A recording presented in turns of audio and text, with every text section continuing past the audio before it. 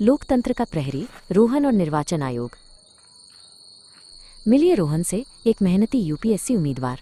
वो अपनी किताबों के ढेर के बीच बैठा था, खासकर भारतीय राजव्यवस्था की मोटी किताब उसे बहुत भारी लग रही थी। रोहन अक्सर महसूस करता था कि पाठ्यक्रम कितना विशाल है। कभी कभी उसे लगता था कि वो इस सब को कैसे याद रखेगा। उसके प्रोफेसर आनंद ने उसकी चिंता को भांप लिया। प्रोफेसर आनंद ने कहा, रोहन, सिर्फ रटने से काम नहीं चलेगा, हमें समझना होगा कि ये अवधारणाएं वास्तविक दुनिया में कैसे काम करती हैं। उन्होंने सुझाव दिया, चलो भारत निर्वाचन आयोग ईसीआई से शुरुआत करते हैं। प्रोफेसर आनंद ने समझाया, भारत निर्वाचन आयोग हमारे संविधान के अनुच्छेद 324 के तहत स्थापित एक स्वायत्त संवैधानिक निकाय है। इसका मुख्य कार्य भारत में चुनावों को स्वतंत्र और निष्पक्ष तरीके से संचालित करना है।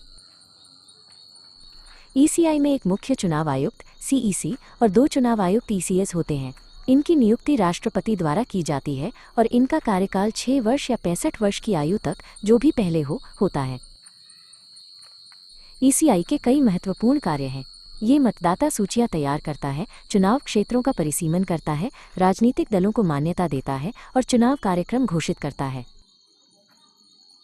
इसके अलावा ईसीआई आदर्श आचार संहिता लागू करता है, चुनाव संबंधी विवादों का निपटारा करता है और चुनावों की पूरी प्रक्रिया की निगरानी करता है ताकि लोकतंत्र की नींव मजबूत रहे।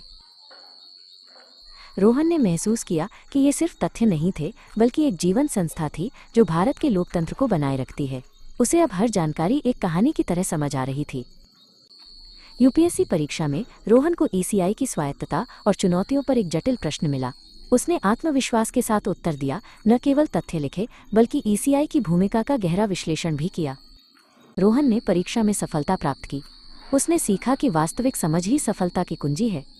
अब वो जानता था कि भारत निर्वाचन आयोग सिर्फ एक संवैधानिक निकाय नहीं, बल्कि भारतीय लोकतंत्र का सच्चा प्रहरी है।